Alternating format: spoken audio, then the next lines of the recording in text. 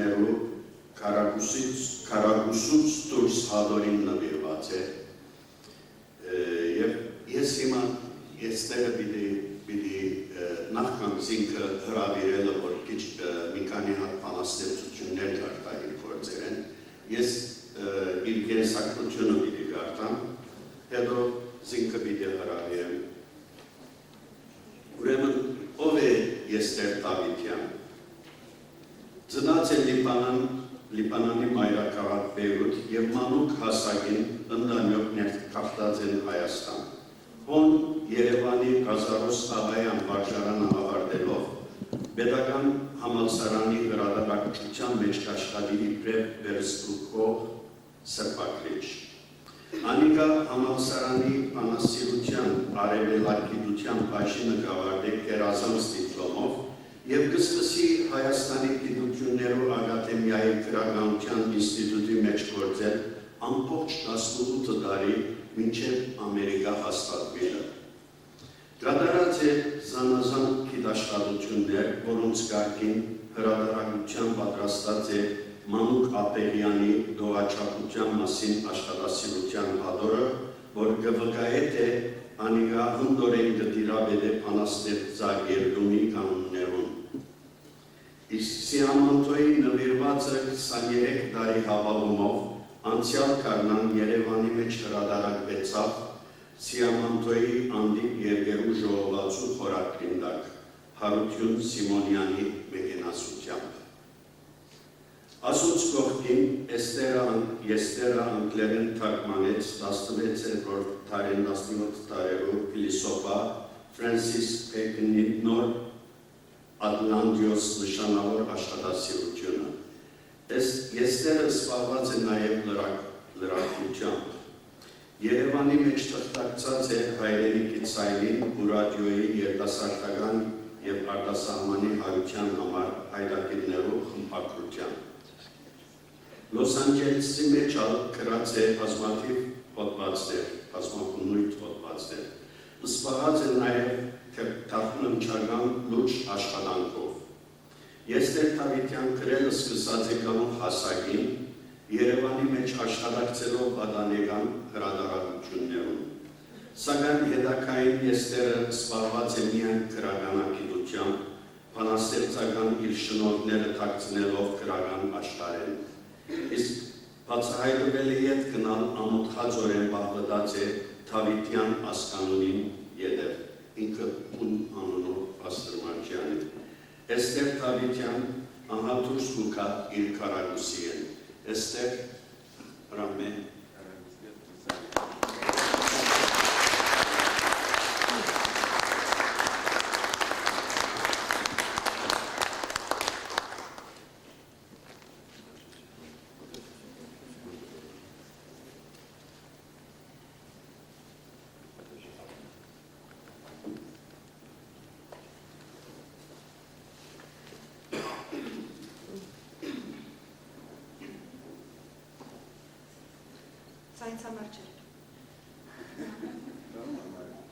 Ասկոնցորը բաղմություն ունի, հազ ունի, ուրեմն մեկը նվիրած էր ասկոնցորը, երկու շաբաթ է բաղած եմ, հոդդամ հազը սկրգենա, անակ որ ուտելը դեղ, միդո հոդդամ ամբողջ կիշը։ Ուրեմն ատամիանը յավեք չեն հազար։ Սուրական եմ, բաղս անցավ։ Բարի երեկո, բարի գալուս բոլորիդ։ Ես ձեզ համար պիտի ընթերցեմ իմ նոր բանաստեղծություններից մի քունջ։ Ես հոյակապ ասմունքող եմ, որի համար ներողություն եմ խնդրում նախորոք։ Պիտի աշխատեմ կարելիս անել, որ գոնե արագ չխոսեմ։ Այսպես ուրեմն, բաղձավանջից հետո։ Մի քիչ մոտ ես տիկրի։ Հիմա։ Չի բասում։ Ինչպես։ Այո, 16 պիտի արնենք արձում, մղձավանջից հետո, մտքում ամենքին քննադատելու, մեկին սիրելու, տասինատելու և շատերին չնկատելու հին տարիների հին սովորությամբ, որի ձանձրացել, բայց չեն կշտացել, թեյասեղանի շուրջ բոլորված խոսում են տակ-տակ Եվ ինքնամոռացմենքին բարձրացնում, տասին ցածրացնում եւ շատ-շատերին անտարբերության սառը երեսին լոկաժանացնում, հանից բողոքում, նոր այպանում, ասում են իբրև զրույց են անում։ Ու որ ողվում են կրկնել անընդհատ բողոքից բողոք, գանգատից գանգատ, խարազանում են հերթով ամենքին ու չեն խնայում տղամարդ թե կին, մեկի ասածը մյուսը չի լսում, քանզի մեկտեղ են բոլորը խոսում։ Ես խցանվել եմ այս մրձավանջում ծանոթ, հարազատոտար, լեզուս պապանձվել, ձայնս չի հնչում, միտքս հարցնում է սա երազ է չար, աչքս ուղղում է եւ իր անաչար, չես տեսնում, ինչ մեծ հաճույք են ապրում։ Եվ մեկտեղվելով գանգատից փոխվում, աղմուկ է դառնում խոսքը տաքացած, սենյակում ոչ ոք ինչ չի նկատում։ Ինչու եմ գոռում այսպես դառնացած մտածում եմ ես, չեմ կարողանում այլևս լսել, հասկանալ նրանց, քանզի բառերը դիքչում երեսից ու փախչում են ետ, կպչում պատերին, բազմապատկվում, արձագանք տալիս, վերադառնում են, խրվում, մխրճվում ականջներից մեջ եւ գլուխներից փրկված խաղանքը ուղղում է պայթունում։ Մարմինը ստեղից փոխվում է հանկարծ, սեղանը թողնում, տեղավորվում է սենյակի շքեղ բազմոցի վրա ու բարձերի մեջ ոտքերն հավաքած, ծանրերի միջև գլուխը հակած, ճիշտ սաղմի նման ինչպես արգանդում, աչքերը փակում, կծիկ է դառնում։ Աղմուկից սակայն չկա ազատում, բարձերի տակից զգում է ինչպես, բարերը խրձով, ասեղների պես ականջն են ծակվում, խաղում են քթի ու կոկորդի մեջ, շնչահեր ծանում, զգում ինչպես սենյակի օդը քիչ-քիչ պակասում ու վերջանում է, բերանը բացվում ու բղավում է պավ է, բարակույր, ընդմիջում է վերջ, սենյակում հիմա լռություն է լոկ, ոչ ոք չի շարժվում, չի խոսում ոչ ոք, թվում է նույնիսկ ոչ ոք չի շնչում, անշարժ մարմինը զգում է ինչպես բոլոր շփոթված իր կողմ են շրջվում, նայում են իրար, նայում են իրեն, եւ լռության մեջ դիտում են նրանց անակնկալից մի պահ քարացած դեմքերը երկար, բերանները բաց, մի քիչ զարմացած, մի քիչ դառնացած ու հիմնականում սաստիկ սայրացած, ով ընդհատվել էր նրանց զրույցը, կյանքն անիծելու հաճույքը նրանց։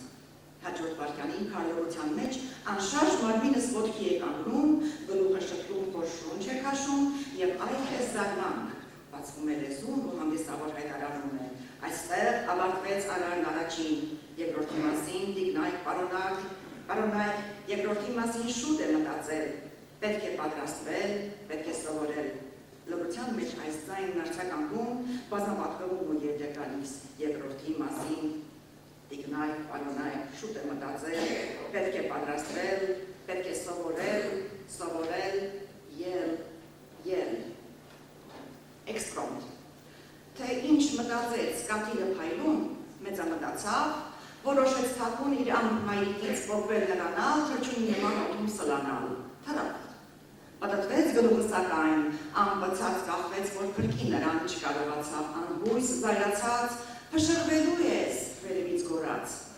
Ահ, փշրվեցի, արձագանք տվեց կաթիլը վարից, գերին զարթվեց, եւ փայլուն մարմնից չոր ողին մնաց, աստվածև անփայլ իր պատկերը թաց։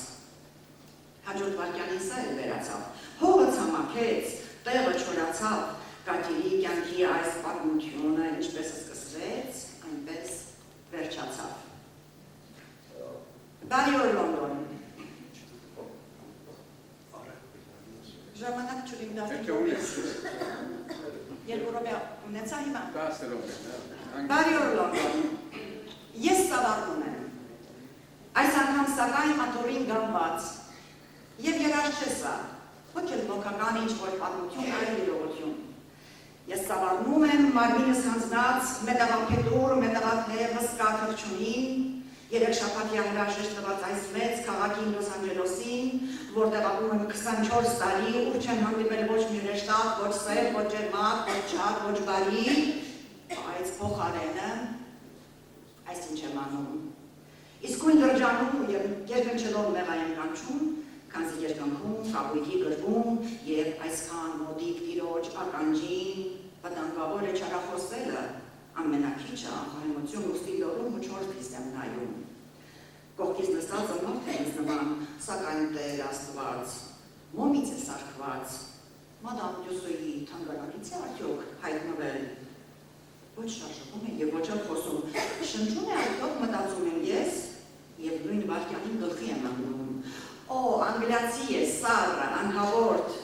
ինչ եմ փորձում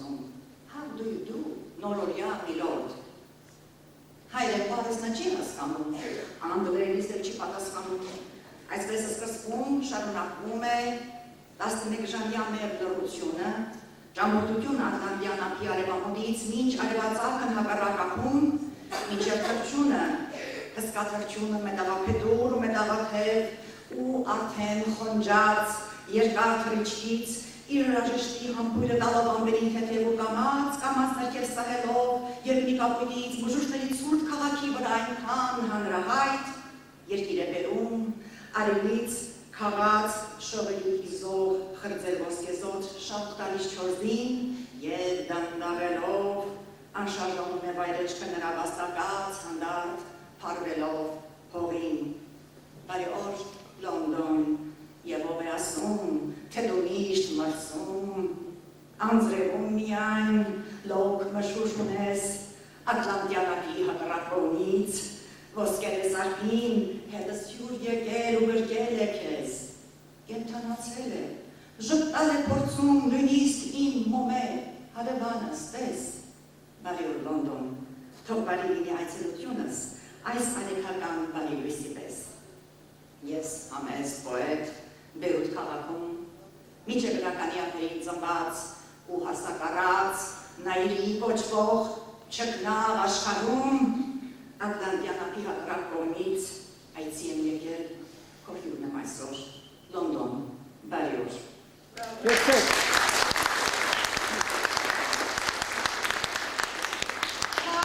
Սա մարդը ով է, հայտնի պիեսի ներկայացումն էր, խիստ էպիզոդիկ միների համար վայրենի տեսքով մարդ էր հարկավոր։ Նա առանձնապես անելիք չուներ, խանդից խենթացած բեմ պիտի խուժեր երեք բառ ասեր, ես ամուսինն եմ։ Եվ ձերբակալված, բանտակում փակված արկահացախմիր երիտասարդին, որ նրա կնոջ սիրահարն էր, պիտի կրակեր և սարսափահար դուրս պիտի փախչեր։ Բռի կերպարանք ունեցող մեկին հարկեվավ գտնել, երկար փնտրեցին, և ընտրությունը եկավ կանգ առավ մի մարդու վրա, որն ամբողջ կյանքում լոկում փայփայել ու սնուցել էր գաղտնի երազը։ Գոնե մի անգամ, որևէ գնով երևալ բեմում, թեկուզ և անխոս որևէ դերում, քանզի նա իրեն չհայտնաբերված տաղանդ էր կարծում և փառքի ցեցը հոգին էր կրծում։ Չէր ասի թե տգեղ էր մարդը, և կամ թե տհաճ, և կամ թե վանող, անբացատրելի, մի տեսակ վայրի բան կար նրա մեջ, բայց և հմայող։ Դերը ստացավ, հանգիստը կորցրեց, նա պարապում էր ցերեկ, թե գիշեր, և ախորժակը իսպար կորցրել չէր կարողանում երեք բառ հիշել։ Տողը հիշում էր, տեղն էր մոռանում, տեղը հիշում էր, տողն էր մոռանում, բայց չբարակվեց։ Ցանկանի օրը վերջապես հասավ, հազար և պահը երբ մարդը հուզված համաձայն դերի սաստիկ գազազած, վասկով ներխուժեց, բեմում քարացավ։ Կա ասպարնով է, դահլիճ տալիքվեց, ու աղմոկի մեջ հրաշք խագարվեց։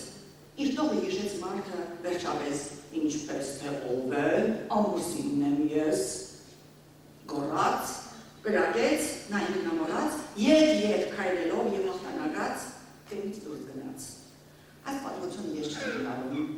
իրողություն է վրայի Աստված, ամեն մարդու մեջ արտիստ է ապրում, ամեն մարդու մեջ արից կանգնած։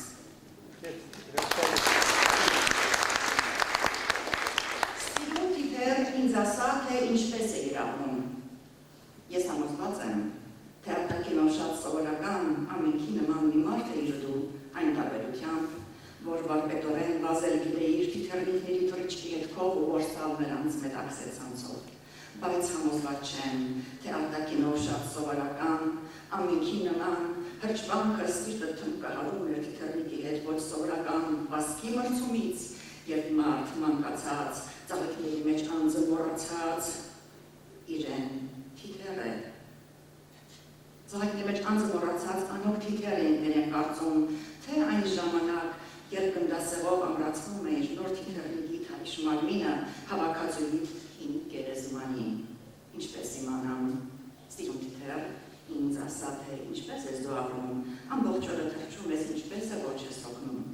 Ես Երևանից նրերը ստացա, փայտե շրջանակ և ջերմակ հենքին հենց ապակուտակ, ձեռքի մեծությամբ չկնավ թիթեռնիկ, թալիշ ու փայլուն դեղին սրճագույն անշարժ թևերով։ դա լավից կակրում։ Սիրում, կանաչ դաշտերում, ես ապրում եմ համարցակ, ծաղիկների բուրն անուշ իմ գերակուրն է միայն, ես անսիրտ մարդու շունչը զգացի։ Ինձ այնպես թվաց, թե արտաքինով շատ սովորական, ամենքի նման այն մարդն էր երկում, որ վարպետորեն վազել կարող էր թիկնիկների թռիչքի հետքով ու որ սա նրանց մետաքս է ցանցով։ Շատ համարեցիր Լեգորից էլ կարճ, կյանքն այս աշխարհում մետամորֆոզ։ Շատախոսի և սակավախոսի տարբերությունը մի քիչ ավելի կամ մի քիչ պակաս գլուխ տանելն է, ինչպես որոշել սրանց սահմանը։ Մեկը ձայնով է սովորություն կրվում, ասում է իբրև կիսվել է փորձում, մյուսը անձայն իր գործը անում մի քանի բառով։ Արդյունքում սակայն ուժ է տանում, առաջինի պես դասրույթի նման հոգի է քամում։ Ուստի երկուսն էլ անմարդկային նույն անտարբերությամբ երբ են անիծում մեկ տարբերությամբ, սակավախոսը դանդաղ չափելով, իսկ շատախոսը արագ լավելով համբերությունը։ Ու դիմանում ես այնքան ժամանակ, մինչև որ մի օր անխոս ականջի համբերությունը վերջապես հատնում, լեզուն բաժակը ինչպես հրավող ժայթքում է պայթում և կերտն ու աղբը ինչպես որ եկան, բումերանի պես վերադառնում են դեպի աղբանման։ Իսկ ականջները դարդերը փակում, խեցին դառնում։ Քայլելու համար առանց որևէ դիտավորության, ժամանցի սիրույն ու զվարճության, իմ ծանոթներին հարց տվի մի օր, քայլելու համար ինչ է հարկավոր։ Շատեր զարմանքով դեմքից նայեցին, անհանգստացան ու երկվայեցին։ Կատակ է արդյոք, թե խելքն է գործնում, գուցե պարզապես իրենց է փորձում։ Շատեր հեգնեցին, էդ էլ չգիտես, ոտք է հարկավոր, որպեսզի քայլես։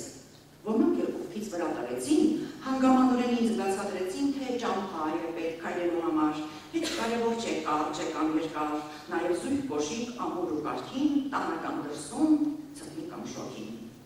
Տեղից ես երախոլ համբերությամբ, խոլ մտադրությամբ, դաս տալու անխոս դիտավորությամբ, ոտքիցս հանած կոշիկներին, տարա հագցրի սեղանի ոտքին։ Սեղանն իհարկե չարձագանքեց ինձ, ոչ պատասխանեց, ոչ շարժվեց տեղից, բթամիտները սրամտացած, սրամիտները բթամտացած, քարացան մի պահ, խորեցին անշուշտ, ապա խնդացին բոլորը մի գուշտ և տված հարցիս որպես պատասխան նստած տեղերից մեկ-մեկ վեր ելան։ Ոմանք լրջացած դեմքիս նայելով, հասկանալով, որ էլ չրկվայելով, ոմանք ժպտալով իբր չգիտես, շարժվել է պետք, որպեսզի քայլես, ոմանք լրակյաց կողքիցս անցան, ոմանք էլ կարծեմ անհանգստացան ու պատվերեցին, կոշիկները տես, սեղանի ոտքին հանգած չթողնես։ Լինում է չի լինում։ Սառը անհաղորդ ձնեմարտու պես վերարկուիս մեջ կծկվել եմ ես ու անշարժացել կանգնածս տեղում։ Աչքս պաղել է ինչ-որ տեղ հեռվում, ձյունի սահմանն է մտովի պեղում անսկիզբ անվեջ տարածության մեջ։ Ձյունի պատիլը դիմացս պարում, սառը շուտերով դեմքս համբուրում, հրավորում է, չեմ պատասխանում։ Ձյունի պատիլը լուր զարմանում է, ինչպես հասկանային բարանումը, բայց առանց սրտի ինչպես շարժվեն։ Սիրտս իր բանն ու գործը մոռացել, կրծքիս վանդակը թողել հեռացել, ձնագնի եմ անկանց հետ խաղում։ Այդպես չի լինում, փչոց է, հեքիաթ, ձյունի պատիլը երգում է հանդարտ, ձայնը տողում է, լինում։ Ու պատիլները ժանյակ թվերով ջերմակտի թերներ անթիվ ձևերով, պարում են շուրջս, ձայնակցում նրան, լինում է։ Պետք է սպասեմ, մինչև լիանա, ձյունից ու խավից մինչև կշտանա, մանկացած սիրտս վերադառնա տուն։ Եվ վերջին։ Ամենահին, ամենանոր հեքիաթը, ամենահին, ամենանոր հեքիաթը, քանի որ ձյուն ձեզ հիշեցրի, հետևաբար ձմեր եկադելի։ Պատահաններից ու տանիքներից, բակերում վարվող խաղալիքների շող ու փայլերից բոցավարվել է փողոցու պարտեզ և նա կամարը բույլ աստղերից արծաթ է մաղել տների վրա ու լուսնալույսի շղարքների մեջ բնության գրկում, գիշերվա խորքում մեծ տոնածառ է քաղաքը կարծես։ Մեկ շաբաթ առաջ դուր էր գիշերը, Սուրբ էր գիշերը, խորհուրդ սքանչելի ու անմեկների, խորհուրդ հայտնության, և հովիվները 7 գիշեր առաջ հրեշտակների հետ իլուր աշխարհի ավելի սրին ձայնով դյութական Բեթխեհեմի մեջ ծնվեց նոր արքան, որը որդիկ մարդկան սեր հույս ու հավատ և լույս ունենան։ Ծննդյան օրից մեկ շաբաթ անցել գիշեր էր նորից, կանանչ երևին, փախել անտարի ցուրտ անկյուններից, տակուկ հարկերում դարձել տոնածառ, բյուր լույսերի մեջ ճպտում էր պայծառ։ Ամեն տանտիկին համեստ կամ շքեղ սեղանել բացել իրեն օջախում, որ ավետ հանելինչ ուտելիքներ և ինչ կերողում։ Եվ խոհանոցում սպուտալի վրա, շամպայնի լեցուն շշերի կողքին, բյուրը վավակյա բաժակներ ցոլուն անամփեր էին, որ սլակները գրկախառնվեն, դառնան մեկ մարմին գիշերվա կեսին և ժամացույցը 2004 թվականի ծնունդն ավետի 12 զարկով իլուր ամենքին, որ շամպայնների խցաններն ըմբոստ ու որոտաձայն, խոսքը մեկ արած ամեն հարկի տակ երկինք բարձրանան, բյուրը վավակյա բաժակներն իրար թփվեն զրնգան, մեծ հայրիկները հույսի հավատի օրհնությունը տանահել ջահելին, սեր միասնություն և խաղաղություն մատնեն աշխարհին, որ ջահել հարսներ, վազեն ու ջրի ծորակը բանան,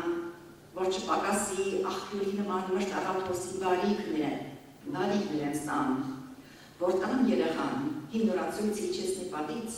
հեռացող տարին հետ նարմի տանի տխրություն թախից, որ խաչակնքի իրաններ ձերքով նոր օրացույցը կախի հին գամից, որ ամեն մեկը իր մտքում խոսի անցնող տարվա հետ և 365 անգամ կրկնի ու ասի շնորհակալ եմ քեզնից Արարվետ, որ 366 անգամ քանզի նահանջ է տարին նոր ծնված, խոսի առաստված, հանուն իր հոգու, հանուն մարդկության, նորոգի ուխտը քրիստոնեության, խոստանա սիրել ամենքին, որ իրեն սիրեն, խոստանա ներել ամենքին, որ իրեն ներեն, որ բարին միայն հեքիաթ չլինի և մարդը միայն հեքիաթն արարող հրաշք երազող, որ դժվար ու հեշտ այս հին աշխարհը, այս լավ աշխարհը սիրով, հավատով, հույսով նորոգվի և լցվի լույսով։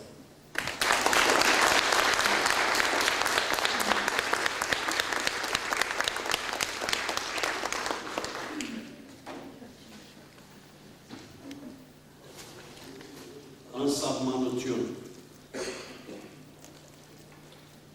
Ես ասմունքով չեմ, բայց սիրեցի այս կտորը, ուզեցի կոնե պախտը սպորցել նայում ինչ կստացվի։ Իմ ու տրացուս դները իրար մոտիկ են այնքան տվում են ձերքս, եթե երկարեմ կհասնեմ զանքին։ Ցանկաբատ գցել, սահման են գցել մեր միջև սակայն։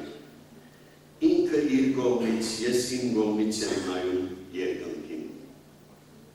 Ու մտածում է արդյոք դրացից, թե այս աշխարհում նյութը միշտ ունի ինչ-որ ցանկաբատ ու ինչ-որ սահման։ Ասես թե չասես սա իմն է, իսկ դա քեզ է պատկանում։ Ինչ երանություն, ամենքին ներքիլ երկինքն անսահման։ Երբ ոտ չմնաք ու քարագուսի հողագդորում, աջ ծախ ետ արագ ցանկաբատներից խեղտամահ լինես, թև դուր երազիտ, թրիր սավարնիր անհունի մովում, ուր քեզ չեն ասի, երբ մագդորի սահմանը չանցնես։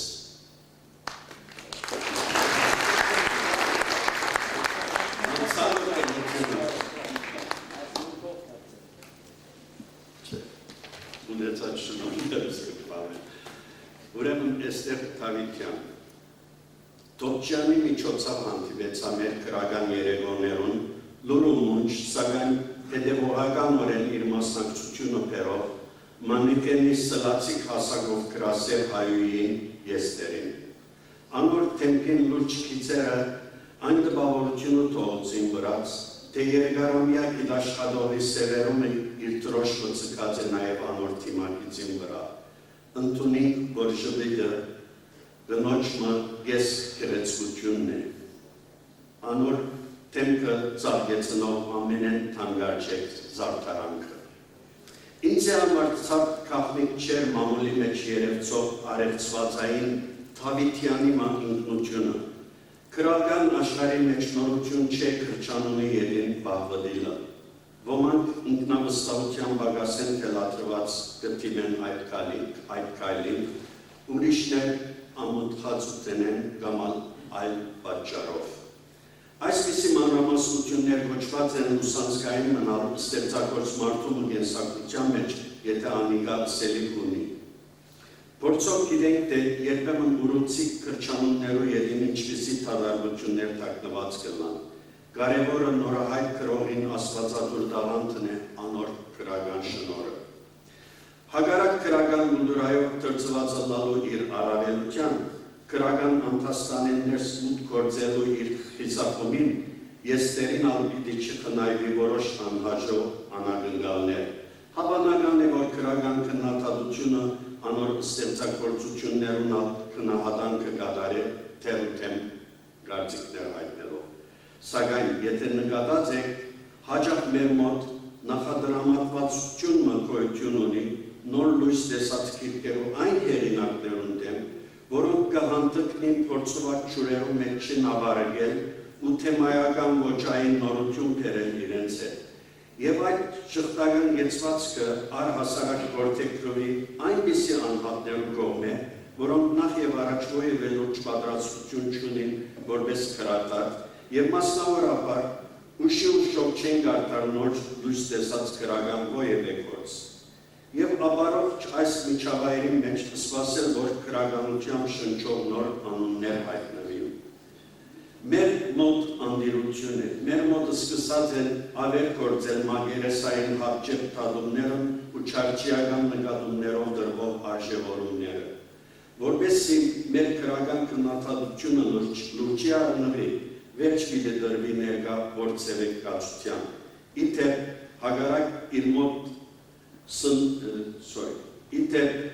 հագարակ մեր մոտ սնվող իշադիչի պրիմիտիվ բնասներուն ժամանակակից ընդունումով քրականակետը թադավորի պատմության գրելու իրավունք չունի, այլ միայն քրական ստեղծագործությունը ներկայացնելու, քննելու, վերլուծելու։ Մնացածը կցկվի փորձառու ընթերցողին ընկալման անոր թադողության։ Սակայն նորեկներն իրենց կարգին բարդ են հարգել ընթերցողին ճաշակը, կարելի չէ ընթերցողը աղուշի դեղ տնել։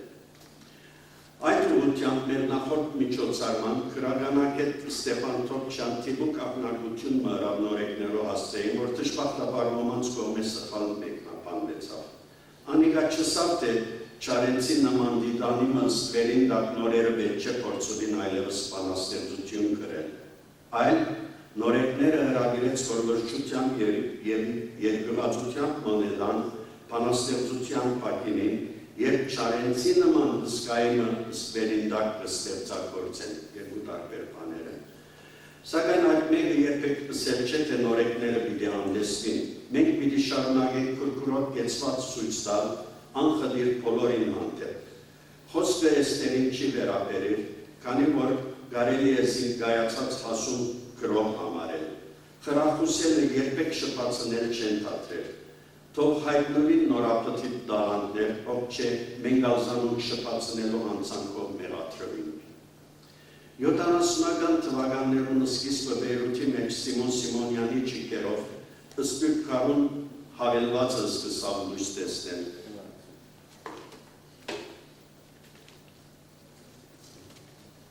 35 տարվա թերջ է։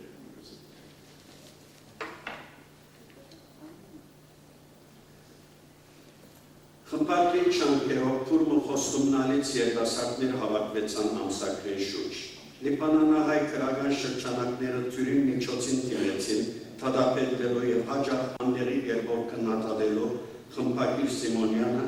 նորեկները շփացնելու մեղադրանքով։ Քանի որ Սիմոնյան նորեկներուն հանդեպ ողորմը քրքրոտ վերաբերմունքը ցույց տար եւ հաջող անոնց հասցեին քովասանքներ կշռայլեր քաչալերելու համար։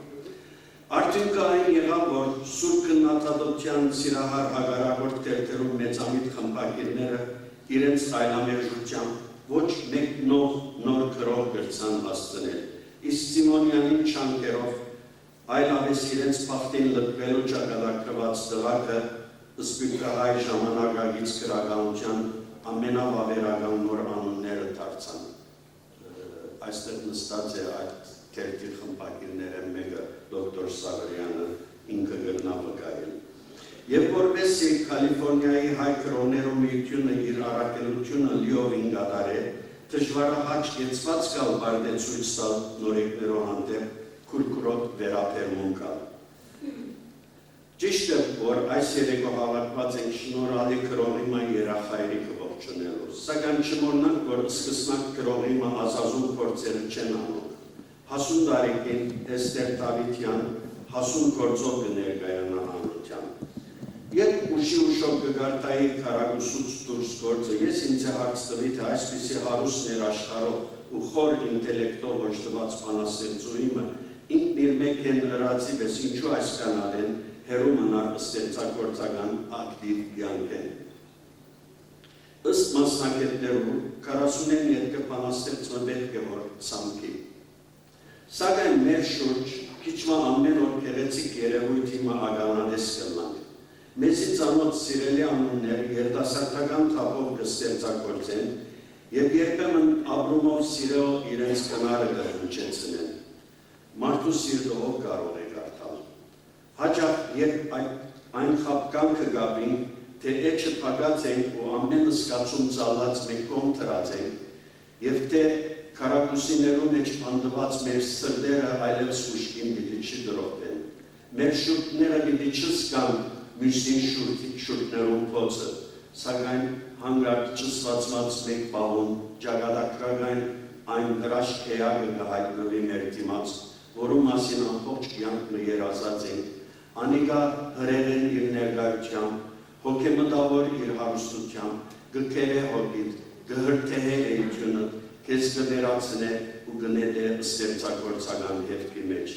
Եվ այս հոգեվիճակը միայն բանաստեղծներով հատուկ չէ, արձակագիրներն ագարձես չեն պաշտպանված գախարտական այդ զգացմունքներով ավալանշային էության թեմ։ Սակայն Էստերին բարական բոլորովին յուրահատուկ է։ Անիկա իր ստեղծագործություններում մեջ կոնե, իր զգացումները կփորձե հակակշռել։ Արևմտյան արդի բանաստեղծության հիմքով Էստերին պոեզիայի մեջ միտքը գերիշխող է զգացումներում վրա։ Որոշ կերպվածներով բարակային ամերիկյան արդի բանաստեղծության աստեցությունը զգալի է։ Իսկ Կերտոլուի մոտ զգացումները ինչքան խորուն ու ահագնածորդ լան, խուճահաբահար անոր ինտելեկտը ուժեղ գաղտնավոր կհագաստե,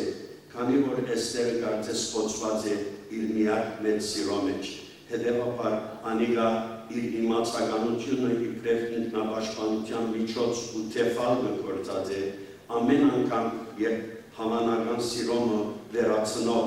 արինքնով գախարտանգին տակ գտնե ինձին։ Եվ պետք է խոստովանել, թե սանցումի և ինքնազսկումի ճիկեն, կերտված ինչ-որ բան գործունեելու դեր ավելի ևս կխորանա, կխդանա, իմաստավորվի ու վավերականություն կստանա։ Էստերը այն կրոններն է, որ միայն իր ներաշխարհով չէ սահմանափակված, այլ պատոհանեն դուրս թեպի դիեզեր գնալ կսևեր է խոհում իր հայացքը։ Անիկա չերմերանդ հավատացյալ է, որուն ամուր հավատքը լավադեսությամբ կնեցնե, գամրացնեսին իբրև քեղեցիկը բաշտող ու արարող բանական էակ։ Էստեր Դավիթյանի պոեզիան փակ Աստծո միանար չէ, այլ բազմերան բազմնաշերտ, անհանդարտ Կերտոլուին սևերում են չեմրիվ իր արդի մարդու դակնապներն ու բնազանցական բրբտումները, անիկա իմաստասիրական այդ բրբտումները դարած է զայրահեղության, երևույթներով ու գարտնը բանաստեղծներու նման բարերով հրավառությամբ կամ փարագերտումով չկործել տվավորել ընթերցողուն ու անգետ յուրին ծապեր խլել, բրբտող իր միտքը թանկարաններ իր այցելության ժամանակնալ հոն ցուցադրվող քանդակներու հետ դիալոգի կբռնվի, ինչ որ կախնիկը կավապարը գործելով անոնց քարացած նրութեն են։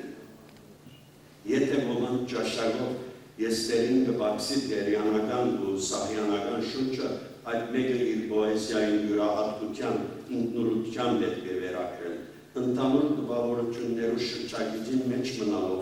խոստովանի թե ես ալչերմերան հավատացող եմ հեղինակի անգաշկանքորեն ստեղծագործելու իրավունքին,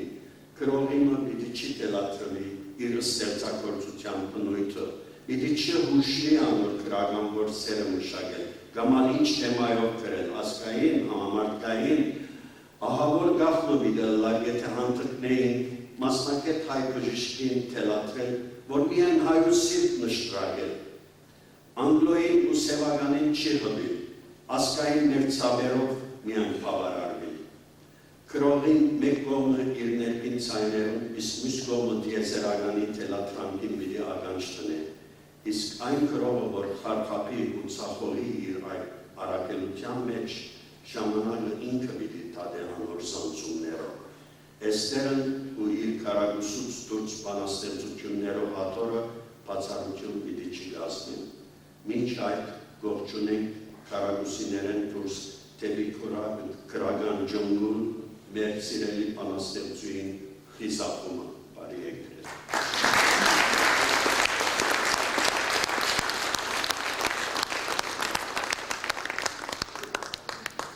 Այժմ խոսքովի տան օրվա բանախոս բանաստեղծ Վասկեն Վանատուրին աստեղ կարճ իր կենսակրագանը պիտի կարտան։ Ծնած է Թեհրան, Պարսկաստան 1959-ին, Հայաստան ներկախտած է 9 տարեկան հասակին, հայրախած է Գիրովագանի թիվ 13 դպրոցը, ավարտած է Թամանյանի անվան մանկավարժական ինստիտուտի բանասիրական բաժինը։ Ադենը նույն հաստատության մեջ պաշտոնավարել է և աշխատանքի կհրավիրվի Լորի քրագան ամսակին կողմեն։ Քիչ ետ ստանցնելու համար նույն հրատարակության և Լորվա Բերնատուն ամսակրի խմբագրությունը։ Այնուհետև Գաշտադակցի Գիրովագանի, ասին չանում է, Գիրովագանի, քաղաքապետարանի,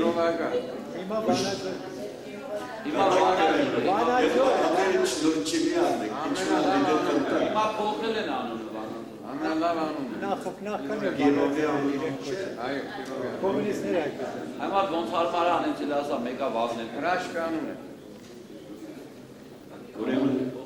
այնուհետև կաշխատի Գիրովագանի քաղաքապետարանի մշակութային բաժանմունքը որպես փոխնախագահ ու վարիչ։ Եղած է խնդրեմ։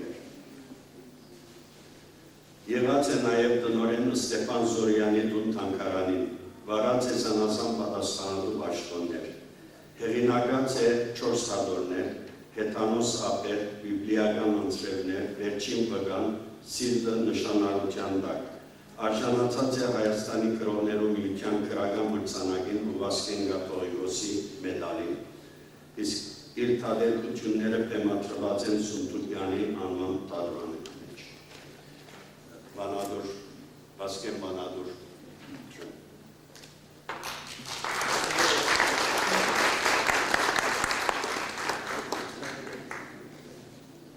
Ուրեմն նախ ես փոքրիկ մի ճշտում անեմ, իմ թատերքությունները բեմադրվել են Գիրովագանի կամերային թատրոնում, հիմա մեկը բեմադրվում է Սունդուկյան։ Բարև ձեզ, շնորհակալություն ձեզ։ Բանաստեղծուի Էստեր Դավթյանի քարագուսուց դուրս գրքին նվիրված իմ բանախոսությունը բաժանված է 4 ենթավերնագրերի։ Առաջին, առաջաբան կամ Սեզամ բացվելի խորհուրդը, երկրորդ, Էյության և Եսիի երկատված ոլորտները, երրորդ, պատկերային և բանաստեղծական ձևի կրծևորումները, չորրորդ, վերջաբանի փոխարեն հավատող մարդաններ, և այսպես առաջին ենթավերնագիր, առաջաբան կամ Սեզամ բացվելի խորհուրդը։ Ինձ համար յուրաքանչյուր նոր գիրք նախ և առաջ գաղտնարանը, գաղտնաշշուկ մի անձավ, որ հեղինակը Սեզամ բացվելի խորին խորհրդով ի պահ է տվել իր ապրած ու չապրած օրերը, հույսերն ու սախապությունները, դժրված պատրանքներն ու երազի մոխիրները, որոնք ամեն վայրկյան կարող են առնել դյունիկյան երևեջումով։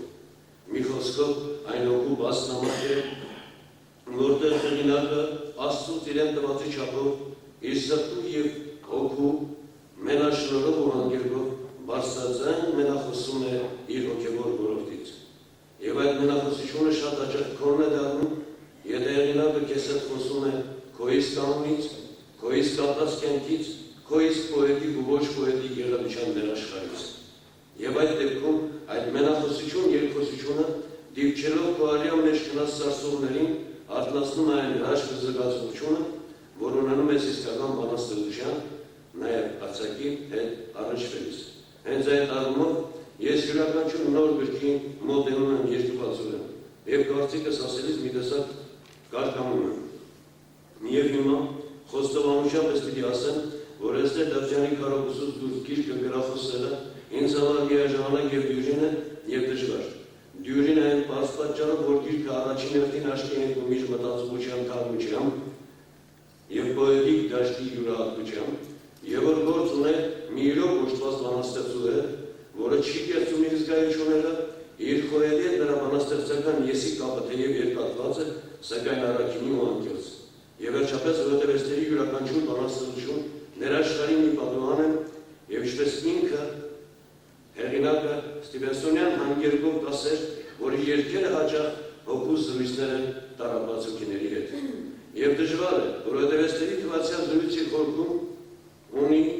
տարիների մենակության ու ցավի արձագանքներ,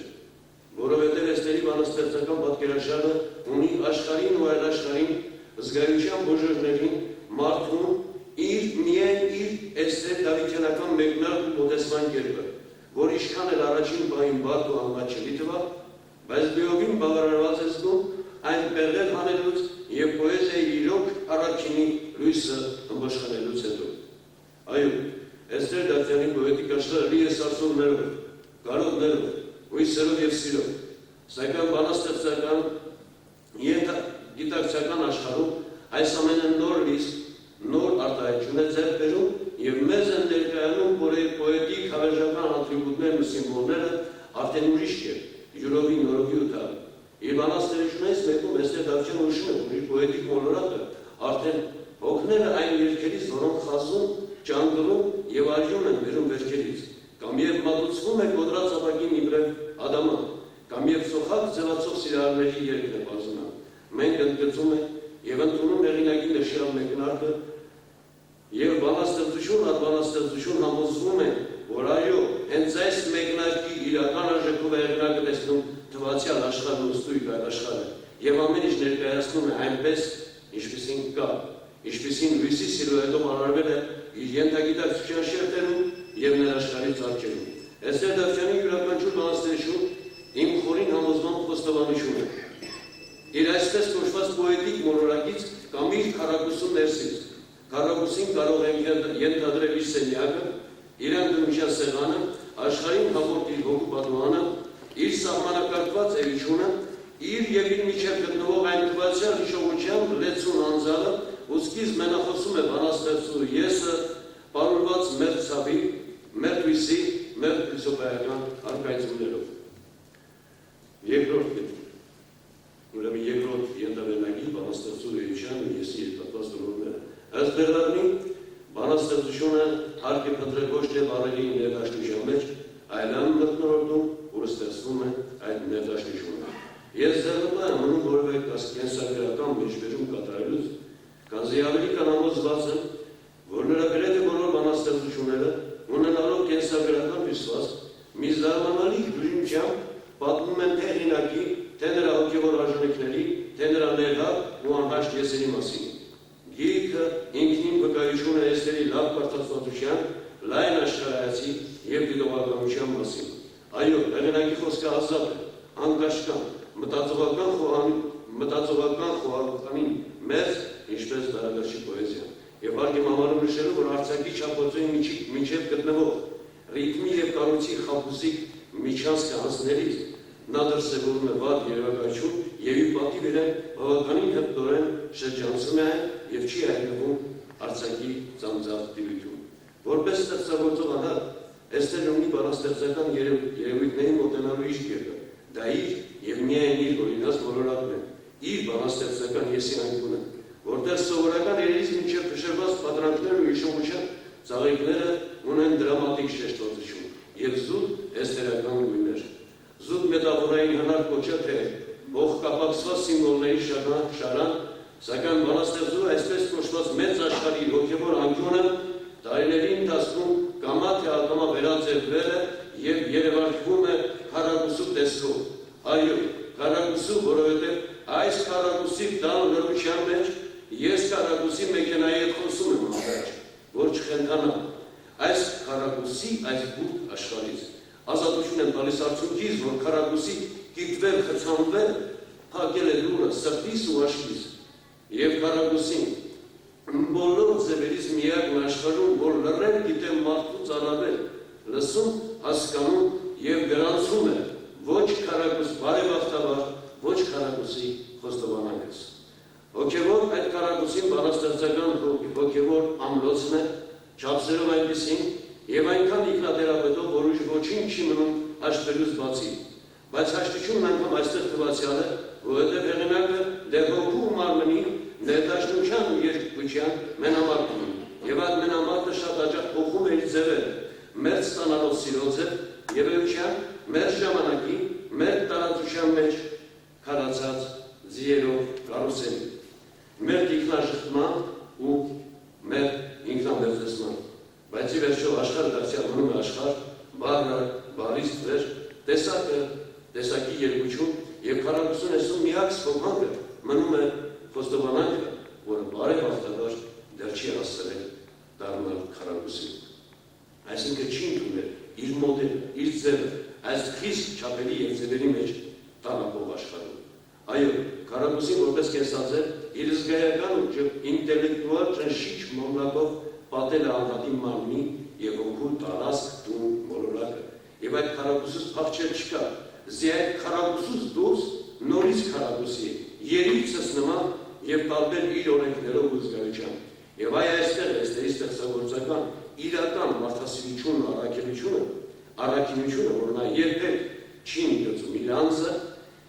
չի երկնչում, եւ այդ քառակուսիները իրենց դրամատիկ էությամբ եւ ողբերգականությամբ միտեղ միանում են իրար ու ստեղծում անսահմանության պատրանք։ Ու երբ փորձեցին նաեւ սրանից հիմա քառակուսուց, հետո մյուսներից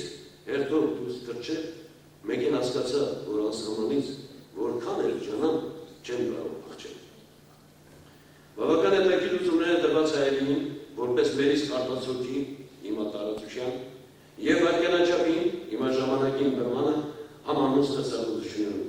Դրա նույնպես հոգևոր քառակուսու անբաժան մասնիկներն են, այն քարացած, բայց անտեսորեն շարժուն տեսիլները, որոնցից մեկը օրվա աղավաղված դեմքն է օրվա մյուսը մարդու արտաքինը, որ դյուրզն ինչ անգամ կապ չունի ներքինի հետ։ Միայն բանաստեղծության մեջ գործազուրկ է։ Մարդու երկու անհաշտ եսերն են, առաջինը իր նվաստ կենցաղի եսը, մյուսը նրա ներաշխարհի եսը, որ ոչ միայն իրար չեն մոտենում, չեն ընդելուսվում, այլ ատում են իրար, որպես նույն տիրույթի հագոտնյա դրսևորներ։ Այո, ժամանակը փոխվել է։ Անգամ հայրուց դուրս փոխվել է ժամանակի անդրադարձը։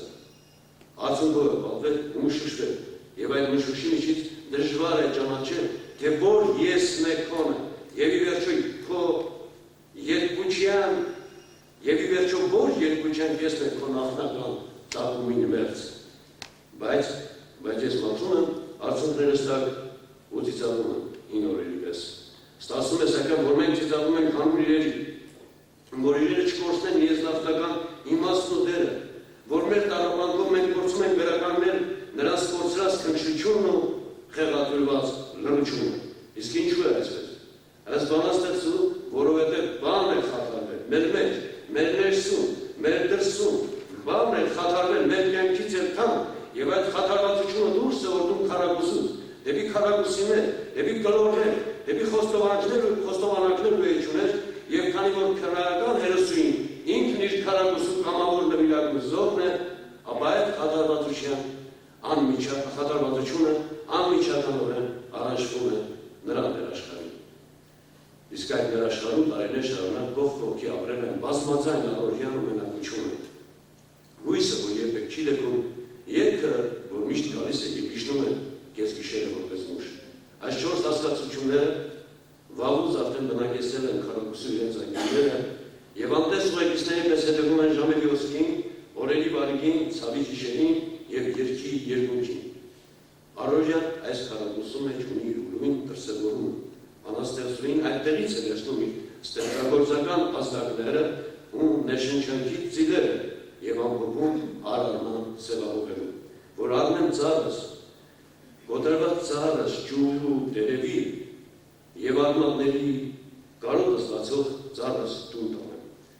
Յուրաքանչյուր քնարեղություն հոգեվիճակի արտահայտում է։ Բեքսոնի այս ձևակերպումը լրիվ տարածվում է էստերի բանաստեղծական եսի սահակների վրա։ Նա երկի ունդը օրվա ամուսուդարձի միջով տանում է դեպի իր մենակուշյան ու իր սիտվացիան ընդունները, նրա հետ կիսվելով ու միանալով և իր ու իր մեջ բաժանվելով շտապում է դեպի իր անկրկնության սեղանը, դեպի իր ներաշխարհի կիզակետը, որ նույնպես քառակուսի է, որտեղ արդեն գոյություն չունեն ոչ առօրյա, ոչ մենակություն, հարթ ներկայային հույսն ու երգի հետ առաջվելու վերին հնարավորությունը միայն ու միայն նրա համար, որ երազների վրա երբեք ճիշտնի մոռացման փոշին։ Քառակուսին տվյալ դեպքում դադարում է զուտ մետաֆոր լինելուց, այն կապ է անհատի ուրականության, ցնորքի ու եղելության միջև։ Իմ տարաբանքը սկիզբ է առնում քառակուսուց, խոստովանում է բանաստեղծուհին, և քառակուսու պատուհաններից երևացող աշխարհի անդրադարձն է, բնական է քառակուսի է, բայց պոետը գիտի, որ քառակուսին ունի դուրս և ներս անձնական ու անանձնական տիրույթներ, որոնք այնքան մոտիկ են իրար, որ հաճախ ընդելեզվում ու խառնվում են իրար ժամանակի ու տարածության բոլոր սահմանները։ Այս առումով բավականին հետաքրքիր և տարողունակ է գրքի վերնագիրը «Քառակուսուց դուրս», այն վկայում է, որ էստերի բանաստեղծական եսի որոնումները հորդում են ներ անձնական եսի սահմաններից դեպի դուրս, դեպի սիրո, հույսի այլ ոլորտներ, կանխավ իմանալով, որի վերուստ իրեն տրված է դեգերումների մեջ միայնակ մնալու ցավն ու ճակատագիրը, որն է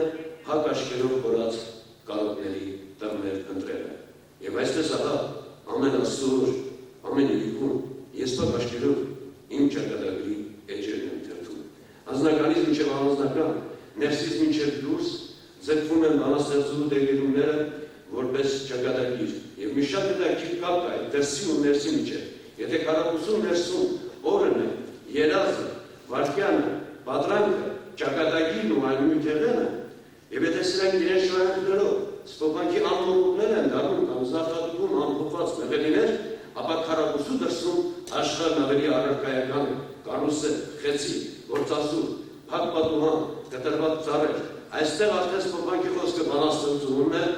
նա իր հոգում է տեղավորում դրանց ուրիշն ու ներկան, ուրիշներին մեղանջումների համար ներում ավերսելով, ապա գրիչս առնում եմ երկյուղով բոլոր ծառերի ներում նաղաչում։ Ես իհարկե կարաչեք ես աղաչում բարեփոխարեն ավերսում լիներ, երևի բանաստեղծուհին իր Չդոզրեցա։ Քառակուսի շատ ես ասում։ Ես վեր եմ գծում, ինչպես որ կարողացել եմ հասկանալ։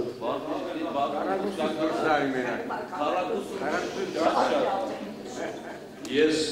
վեր եմ գծում, ինչպես ասում, և ես ոչ եմ սխալել, հեղինակ ինքը կաս։ Ամեն երկրորդ բարը սպասում ենք այդ քառակուսին։ Արգավարակ իր կարդա արում։ Երկու որ կարդա շես ասում, ոչ խնդիր թե քառակուսին չէ, բնավ է։ Չէ, ուղղակի շատ է, շատ։ Բանաստեղծությունը, բանաստեղծուհին իր զգացողությունները իմաստավորում է իր իսկ աշխարհի, իր իսկ մոլորակի ներքին կշռով։ Այսպես խեցին սերը կորցրած աղջիկ է, Մարգարիտը արցունքի քարացաշիր, հին երազները ուշի բեկորներ, թռչունը վիրավոր աշնան թրիշտ, հին երազներին բարի ճանապարհ ամեն օր նոր երազի երկունք է, աշունը պարզապես հոգնեբեկ նկարիչ է, շողերի փունջը վրձին մոգական, անցնող օրը անավարտ պատմություն, վայրկյանաչափը անկրունության ընկեր։ Դրսի և ներսի քառակուսիների դրամատիկ ավերսն ու կապը հոգում պարտադրում են ցավի ու հուզական արևախումներ և աշխարհը պատվում է նորանոր ու առարկայացված սահմաններով և ցանկապատ է դրվում հոգիների, դրկիստների միջև խեղանդամելու, առանց այդտեղ խեղանդամվող հոգիները։ Եթե ոչ չմնա քո քառակուսի հողակտորում, աջ ու ձախ ետ առաջ ցանկապատներից խեղանդամ լինես, թե դուր երազի, թռիր, զավարնիր անգունի բվում ու քեզ չեն ասի, երկնակտորից երկրում սահմաններ չկան երազներ կոչվող թռչունների համար։ Երրորդը պատկերային եւ բանաստեղծական ձևի դրսևորումներ։ Էստեր Դավթյանի պոեզիան իրորում դեր ունի։ Այդ պատկերները չեն գրում սոսկական երևույթի պատճառ, այլ միանդես կամուրջով կապված են բանաստեղծու ապրումներին։ Այսինքն բնության պատկերները պայմանավորված են ներաշխարհիկ տրամադրության եւ փոփոխականության հետ։ Բնությունը որպես կողմնակից սնուցից ակումբ ստեղծում է մի տեսակ ունապողության ֆոն, դրամատիկ շեշտեր հաղորդելով բանաստեղծական ապրումներին։ Գրքում կան նաև պատկեր բանաստեղծություններ, որտեղ բնության մի ակնթարթն է իր ներքին դիսկերով ու երևակայական ունատեսիլով, վերջապես իրիկնային պատկեր եւ այլն։ Ուշադիր ընթերցելու դեպքում մենք տեսնում ենք, որ գրքի 47, 49, 50, 53 էջերի բանաստեղծությունները, որոնք են ճիշտ չեն մտածում, երկարի ձեռքը, մեկ օր անցավ ցանկություն, սկսվում են նույն տողով, շատ հետաքրքիր մի կատարում ձևի տեսակետից եւ նույն խորի ակունքից խորտում են տարբեր ենթաշերտեր ունեցող բանաստեղծություններ եւ մտածում են, թե տողը կարծես թե դառնում է այդ շարքի առանցքը։ Եվ երևի ճիշտ կլինի, որ այդ բանաստեղծությունները իրար կողքի լինեն։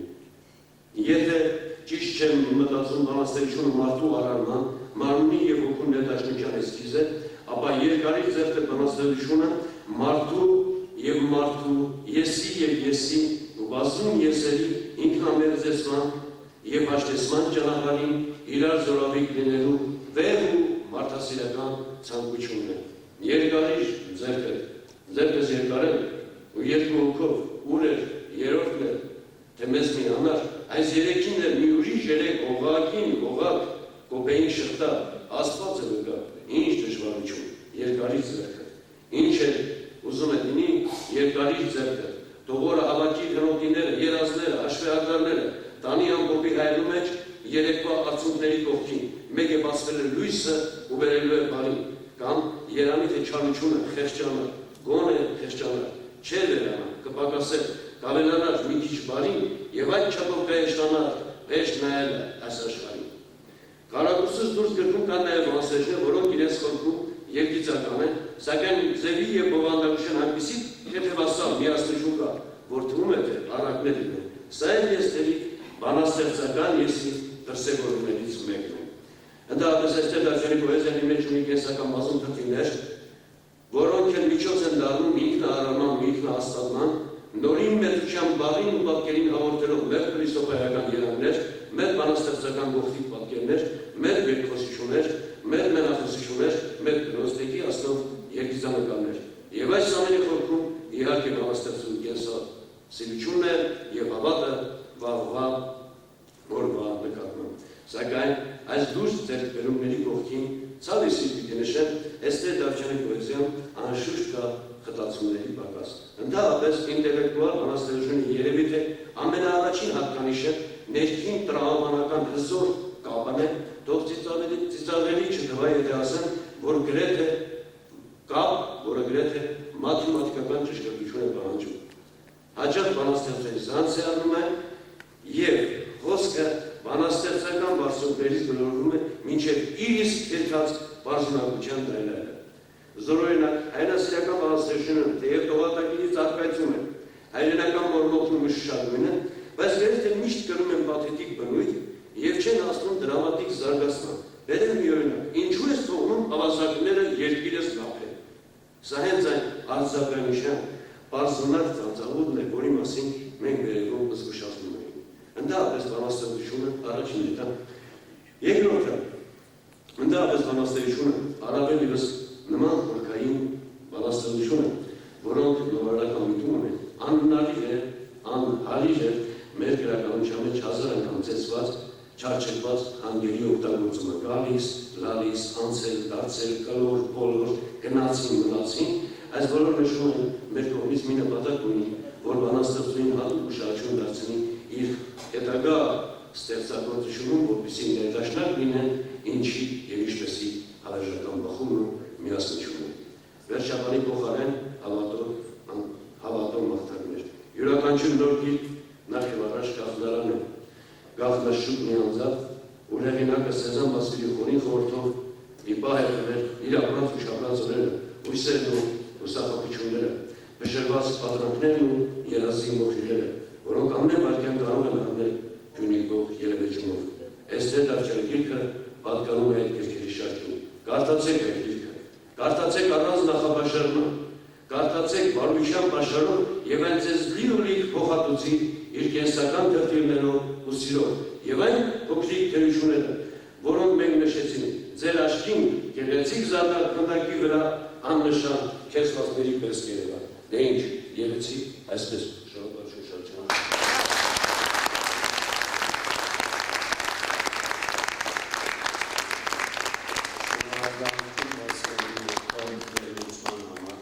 Այժմ եմ պիտի հարավերեմ ներ կրոններու միության գարգարուն անդամները Գևորգ Քրիստինյանը, որ իր ողջունի խոսքս է, հետո Անահիտ Երեմյանը պիտի հաջորդե։ Արի ողջուն բոլորիդ, ես ուրախ եմ, որ իսկապես այսօրվա առիթը և կարևոր է և որակով և տեսնում եմ, որ դալիճը իսկապես լեցուն է և շատ ուրախ է և ընդհանրապես նոր դեմքեր կան երիտասարդական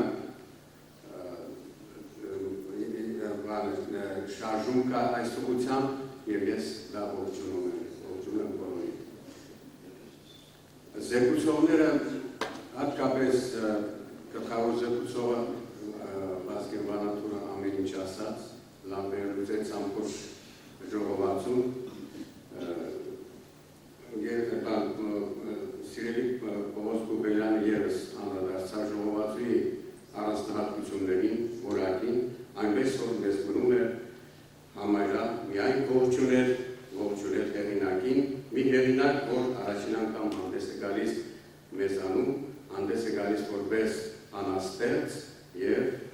կարողանում է այսօրվանից շահել իր ընթերցողների սիրտը։ Ես ասեմ մի քանի խոսք միայն, բանաստեղծությունը ամենօրյա, անաբազօրյա հաց ու ջուր չէ։ Բանաստեղծություն այն հացն է, որտեղ հողում ննջող հատիկի մեջ է։ Եթե կարողացար խոսեցնել այդ եզակի հատիկը սերմը, այդ պարագայում լսելի կդառնա նոր ու թարմ մեղեդին, սերմից արձակվող ծիլն է բանաստեղծությունը, կարևոր է թե այդ սերմը ծնունակ է, թե ստերջ, ստերջին որքան ուզում ես ջուր ու պարադանի տուր, անօգուտ է։ Բանաստեղծությունը գաղտնիք է, խրճիտ ձայնը կարող է արտահայտել զանազան ձևերով ու ժանրային միջոցներով։ Ամենաբարձր ձևը ես համարում եմ բանաստեղծությունը, որը շոշափում է գաղտնիքը հոգու, մտքի, զգացմունքի։ Այս երեքի միասնականությունը, եթե մեկը բացակա է, գործը թերի է, կամ քրոնիկա է, կամ հրապարակախոսություն։ 20-րդ դարի զանազան նորարարություններն ու նորաձևությունները դուրս եկան օրապատած եռամիասնության անտեսման պատճառով։ Մեկում միտքն էր բացակայում, մյուսում զգացմունքը, երրորդում հոգին կամ ոգին։ Մենք հիմա նույնիսկ բանաստեղծության առումով ապրում ենք բարդ ժամանակներ։ Ազատությունը, ազատ խոսքի իրավունքը շփոթի են մատնել շատերին։ Հրատարակվում են գրքեր առանց երկրորդ աչքի հսկողության, պրոֆեսիոնալիզմը անտեսվում է ամենուր։ Լավ ու վատ գրքերի շուկան հիշեցնում է 1000 իրերի խանութ, դե երբ ու գլուխ հանիր, բայց ինչպես տեսնում եք, մեր ընթերցողը այսօր գլուխ հանում է։ Սա ընդհանուր դիտողություն է, որ չի վերաբերում քառակուսուց դուրս ժողովածուին։ Այս ժողովածուն իսկապես պրոֆեսիոնալիզմի շունչ ունի։ Ես Տեր Դավթյանի տողն ու բարը ապրված տոհերի ու զգացումների արդյունք են։ Ճշմարտության որոնումը նրան խորտ չէ,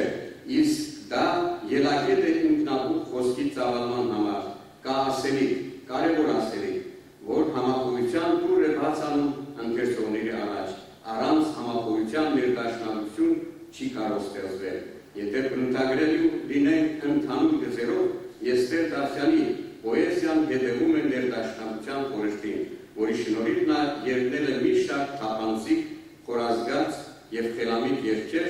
ապրված, կենսական քրտիրներով համակված։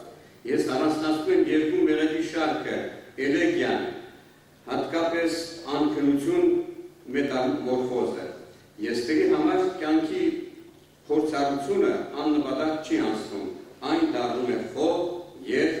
երամիասնության ադարձ։ Սա է կարևորը։ Անսահմանություն, կյանք ինչպես որ կա, մի ծառ ես եմ, կերպարանափոխություն, իմ առասպելը և այլ բանաստեղծություններ վկայում են այն ճշմարտությունը, որ բանաստեղծուհին 7 շաբաթ է փոխել հասնելու համար համընդհանուր, որին հուզող մի շարք իրական խնդիրներ, գեղագիտական մակարդակներ փոխանցելու համար, կարևորը սա է։ Անզորություն և վաղտագույն խեցու հեքիաթը ևս քնարական շնորհներով են օժտված, կյանքի, բնության և աստվածային ներդաշնակությունն են հուշում և ցկտում դրան։ Կենաց համընդհանուր մտահոգություններն են արձակվում քառակուսուց դուրս և ամենաշքեղ այն քառակուսին քերթվածները։ Սրանք հատկապես երկրորդը մշակման կարիք ունեն, նկատի ունեն ռիթմական խախտումները, որ արդեն նշվեցին։ Իբրև ժամանակի կսկիծ ու մտահոգություն, գնահատելի է 48 և 365 ցավ բանաստեղծությունը, խորապես ապրված, ազգային ոգու ընդվզում, իրապես սյուն և նման հաջողված քերթվածները քառակուսուց դուրս են, որ ինչպես ասում է պոետը, տաղաբանքը փոխակերպվում է լուսերեն տաղի։ Շնորհավորում եմ իսկապես սրտանց Եստերի այս երախայրիկը, որ իսկապես ոչ թե սկսնագի գործ է, այլ ապրված զգացումների հասուն մտքի և տաղաբաց զգացումների արդյունք են։ Սրտանց սիրելի Եստեր Դավթյան, շնորհավորում եմ քո պոետական հաստատուն մուտքը և մաղթում նորանոր ստեղծագործական ծնունդներ։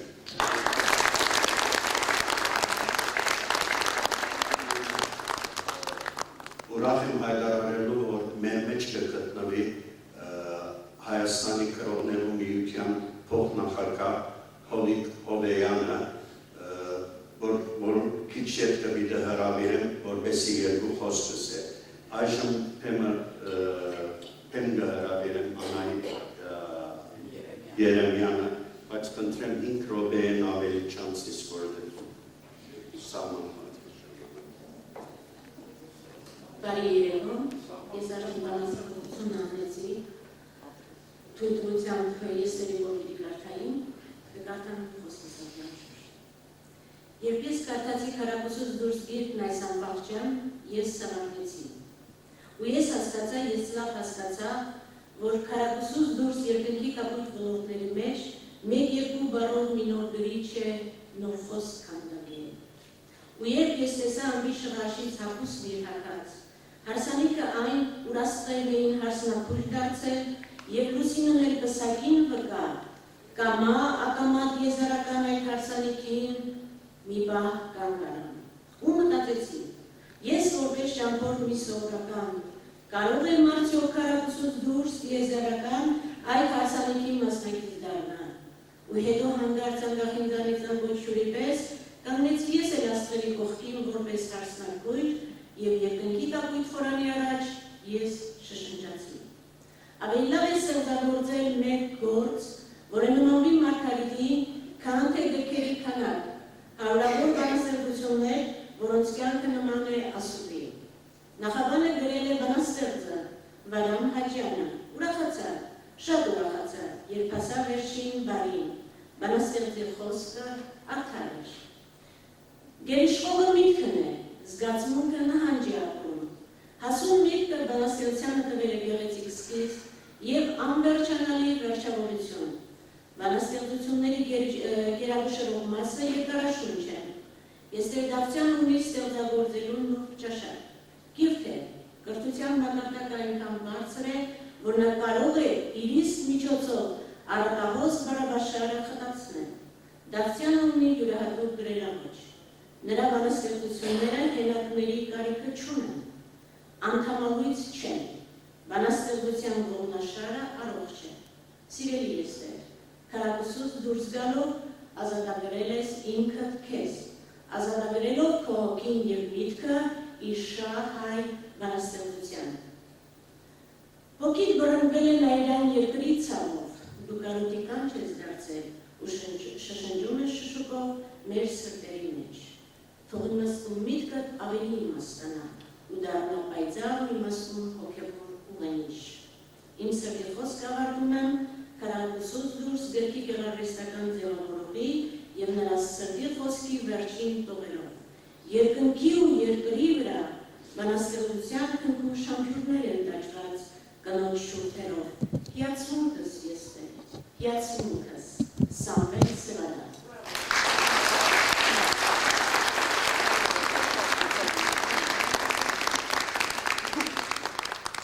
Ճանաչ խոսքից մեջ Սիմոն Սիմոնյանի մասին որոշ թեմ բախնեցի, թե ինչպես երիտասարդները գրքաչալեր էր և ինչքան ահագին տասնյակներով նոր գրողներ Աստծուց։ Իմ աչքից զարգա, որ սրահի մեջ է Սիմոն Սիմոնյանի եղբայրը Հարություն Սիմոնյան, որ իր գրագետ եղբորը չափ ինքն աննվիրված է հայ մշակույթին և չեմ գիտեր ճիշտ թիվը չեմ հիշել, բայց 40-60-ի մոտ գիրքերու մեգենաս դարձած է։ Ուրեմն հոգիով ինքը իր եղբոր գործին շարունակություն գործը շարունակ է։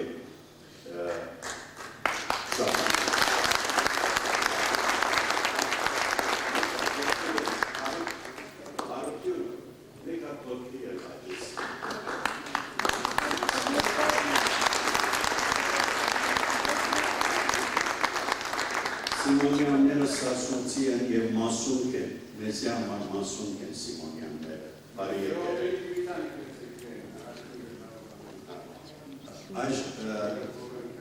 Այժմ եմ հրավիրեմ Հովիկ Հովեյանը, Հայաստանի գրողներու միության կողմից։ Ես դեռ դարձանի գիրքը կարդացի և շնորհավորում եմ իրեն, կոնկրետ պիտի խոսեմ իր մասին, առանց նախավորների։ Գրիչ դարձան նորացել եմ գիրքս բերել, ներող խորես։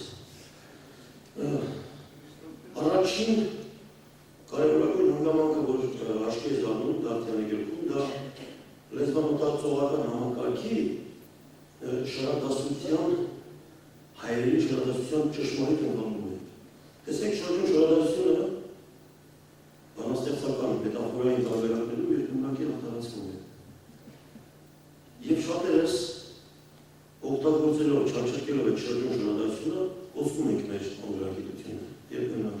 երբեմնակի ոչ մի։ Ես դերեմ հայ է և ուղնուցուցով է ընկալում մեր լեզվի ընձեռած հնարավորությունը, ընկալելուց հետո վերադարձնում են դերսողին բանաստեղծական տարբերակներով։ Եսների լռությունը երգ է, նրանց ելը արձակ է, եսների մենախոսությունը լսելի է տարածության մեջ և փոքրիկ աղոթքների են նմանում իր տողերից շատերը։ Անշուշտ համամիտ եմ Վազգեն Վանատուրի հետ, որ հրապարակախոսական արճակատային բանատողիզմը մեր բանաստեղծներից դեպքում սայթակման է հավասարազոր։ Այսինքն ուզում եմ ասել, որ իմաստ չունի ասել, որ կորչի իշխանությունը, որը ուտում է մեր գաղափարաբանությունը։ Իմաստ չունի ասել, որ բանաստեղծության մեջ, որտեղ դա ամենահեշտ, ամենապրիմիտիվ, ամենաընկալողունակ ձևն է։ Եվ այո, պիտի լռությունը վերացնի երկրի բանաստեղծության մեջ։ Շնորհավորում եմ Եստեր Դավթյանին, համոզված եմ, որ իր հաջորդ գիրքը քայլ կլինի և ոչ կիսաքայլ, և կարծում եմ, որ իր երգերի և իր տեքստերի մոտիվերով կարող են ստեղծել գեղեցիկ ռոմանսներ։ Շնորհակալություն։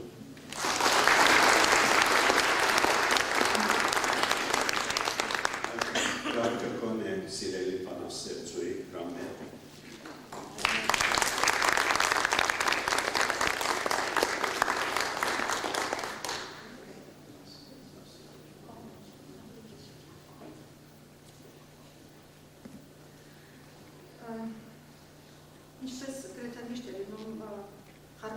որպեսզի չես հասցնում անունները ինչպես որ պետք է ասել, ուստի ես որոշեցի թղթի վրա գոնե անունները գրեմ, որպեսզի հերթականությունը չխախտեմ։ Շնորհակալության եմ խոսքը պետք է արտահայտեմ այժմ։ Նախ շնորհակալություն եմ հայտնում Կալիֆոռնիայի հայ գրողների միությանը, միության նախագահ Հարություն Սաղարյանին այս երեկոն կազմակերպելու համար։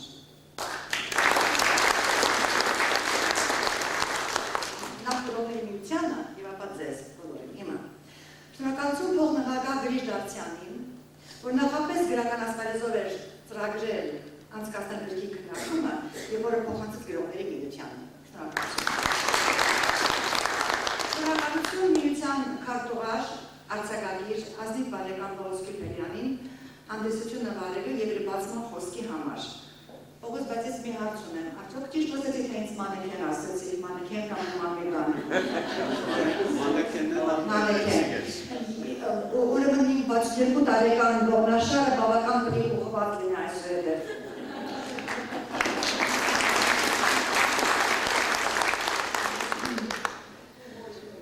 Շնորհակալություն երեկոյի գլխավոր բանախոսին, միության քարտուղար բանաստեղծ Վազգեն Բանատուրին, ես միայն մեկ բառ պետք է ասեմ մասնագիտական բարձր կարգի զեկուցման համար։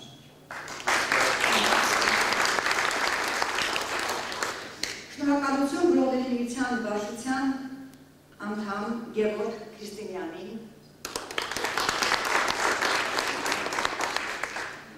իմ ավագ ընկերոջը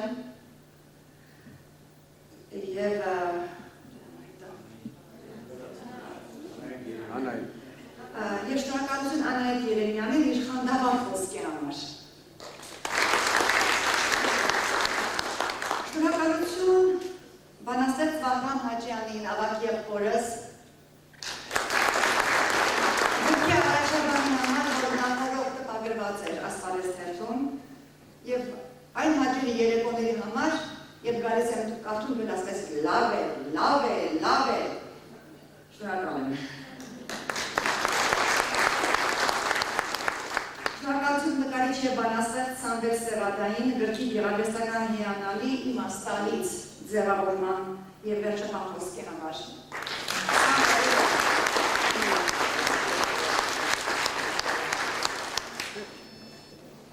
Շնորհակալություն Ստեփան Թոփչյանին։ Իդեպ գարտալի մենք տողելու ենք մեր բարեկամության 40-ամյակը։ Կարծում եք մենակ ես եմ ծերացել, ինքն է ծերացել։ Եվ մի քիչ ծերացել, որտեղ կյանքս տողներից մեկն է։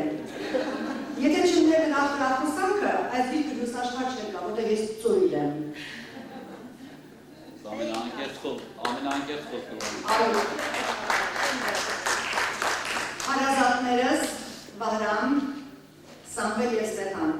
երբ կամոքն Աստծո պատրաստ լինի երկրորդ գրքի նյութը, վստահ եմ դարձյալ կգնամ ձեր անշահախտի ուշադրությունը եւ աջակցությունը։ Ձեզ կաշառում եմ, որ ինձ զորից։ Հիմա խմբրջորեն, շնորհակալություն եմ ուզում հայտնել սփյուռքահայ հասարակական գործիչ եւ բարերար Հարություն Սիմոնյանին իր բառ չեմ գտնում ասելու։ Իր ամենաբարձր, ամենամարտկային քայլի համար այս տարիքում, երբ որ նա եկավ եւ այս երեկոն իր ներկայությամբ պատվեց։ Շնորհակալություն։ Իմ մոտ բարերը շատ չեմ հարասում, բայց մա երևուցվեցի իրեն տեսնելով։ Ուզեմ ազարեթ օգտագործել եւ շնորհակալություն հայտնել նաեւ Սիամանթուի անտիպների ժողովածուի կապակցությամբ շնորհակալություն հայտնել, ժողովածու, որին ես սպասում եմ 23 տարի եւ եթե չլիներ մեր հարգելի, մեր անզուգական Հարություն Սիմոնյանը դարձյալ երևի անտիպ պիտի մնար։ Շատ շնորհակալ եմ։ Շնորհակալություն Հայաստանի գրողների միության փոխնախագահ Հովիկ Հովեյանին իր ներկայությամբ երեկոն պատվելու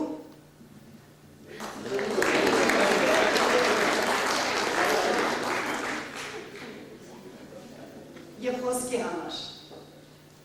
Շնորհակալություն հայոց լեզվի ու գրականության պաշտերի ուսուցչի Տիկին Թոփիկյանին, որ որ հիմա դահլիճում եմ։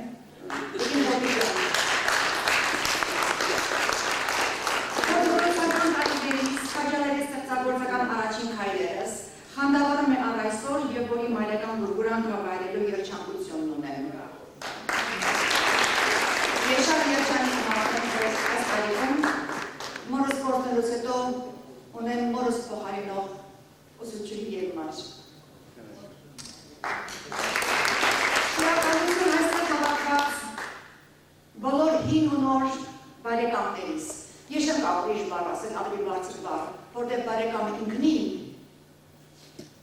աշխարհի ամենագեղեցիկ բառն է, բարի կամենալ։ Ես ձեզ յուրաքանչյուր առանձին շնորհակալություն եմ հայտնում ձեր ջերմ սիրով երեկոն լցնելու եւ զարդարելու համար։ Կարծեմ ոչ մեկին չմոռացա, չէ՞։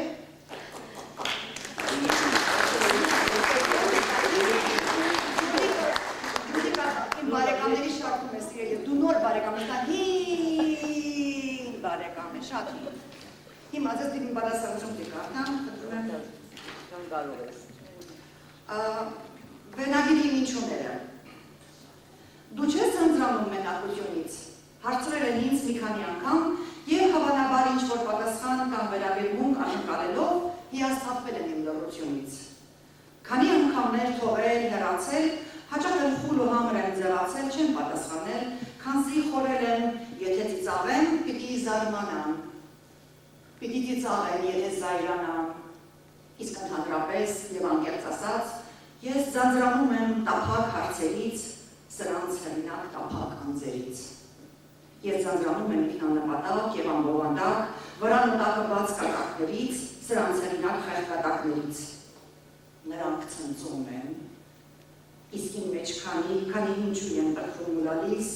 ում ինչ կարծում են, թե ծիծաղության աչքերս թացում, ծիծաղելության արցունքներ գալիս, այ հենց այս պահին և հենց այս պահից ես անջատում եմ ինձ շրջապատի իրականությունից, նրանց անհեթեթ երանությունից, առանձնանում եմ իմ մտքերի հետ։ Բայց սա արդար չէ, արժե մեկ անգամ, գոնե մեկ անգամ խոսել սրտաբաց, բացատրել նրանց թե ներկա անցյալ, խրձերով կիտված, չմոռացվելիք և չմոռացված, ինչուներ են բնակվում մտքիս ու նաև հոգուս, լույս անկյուններում, թե ինչ ձանձրանալ, ինչպես ձանձրանալ, ինչուների հետ, թե մենությունից ես չեմ ձանձրանում, ինչուներիս հետ անհանգստանում, ու երբ գտնում եմ որովհետևներ, երջանկանում եմ ու հանգստանում, թելամ կամ խնդամ, տխրեմ կամ ցնծամ, իմ ինչուներին կողքիս են կամ ես չեմ ձանձրանում։ Ցերեկով նրանք հանգիստ են, խաղաղ, չեն խանգարում ինձ, գիշերն են սիրում, հոգուս էլ խաղալ, հաճախ էլ անել ամբերությունից, խորամանկ են։ Սպասում են լուր, մինչև կփակվեն պատուհան ու դուռ, մինչև կամարեն լույսերը հերթով ու ծղրիկների երկը հոգեթով օրոր կթվան։ Այ հենց այդ պահից ինչուներից հանգիստ չեն տալիս, դիմացս նստում, աչքերիս նայում, մեկն ավերսում է, մյուսը հրամայում, մտքովս չանցած հարցեր են տալիս, քունս փախչում է, էլ մոտ չի գալիս։ Պատահում է, որ մինչև առավոտ անքուն են մնում ինչուներիս հետ։ Նրանցից ոմանք իրոք համառ են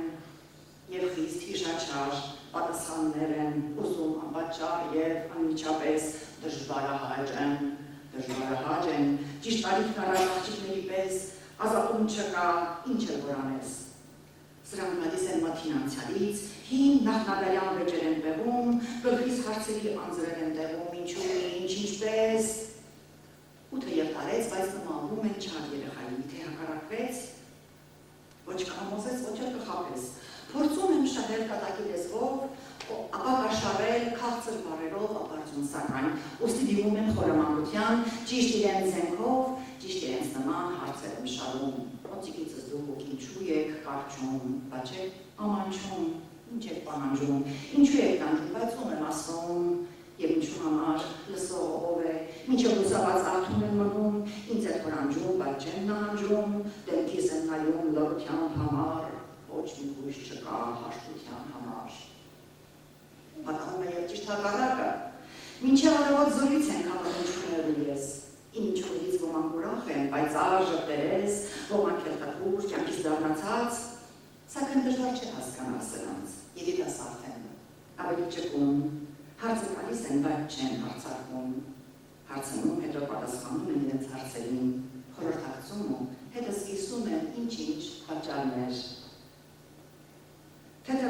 Թեթևանում են ու հանգստանում, այս լիցներից թեթևանում են այր իմ բերը, ես շունչ եմ քաշում։ Ես նրանց համար իմ պահեստներից փնտրում գտնում եմ որովհետևներ, չափում եմ ձևում և մտածում եմ, որ մեկը որին ու ինչ հնարավոր կարող եմ կցել, որ ճիշտ ինչուն ու որովհետևը հանդիպեն իրար ու սիրահարվեն, որ կարողանամ խնդիրը լուծել վերջնականորեն։ Ու երբ հարմարվում, սազում են, նազում, ես ոգևորվում ու հարսանեկան շորեր եմ գնում նոր զույգի համար իմ խանութներից, նրանց զուգում եմ, նրանց զարդարում ամուսնացնում եմ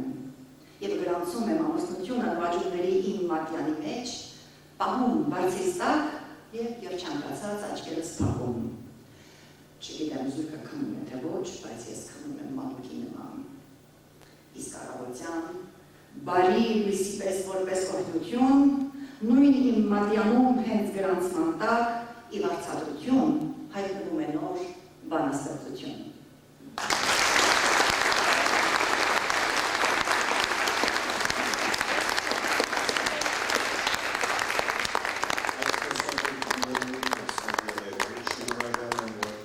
Եկակ պատվեցիք սիրելի Էստերը, կրողի համար ամենամեծ երջանկությունն է, ինչ որ դուք այս երևը եկակ և պատվեցիք և հաղորդվեցաք իր բանաստեղծության, իր գրականության։ Դարձյալ շնորհակալ եմ բոլորին, մասնավորապես շնորհակալ եմ անոնց, ովքեր մաս կազմեցին այս երեկոյի հայրաքրին և կշնորհավորեմ կմաղթեմ, որ շուտով հաջորդ հաջորդ լույս տեսնեն։ Շատ բարի։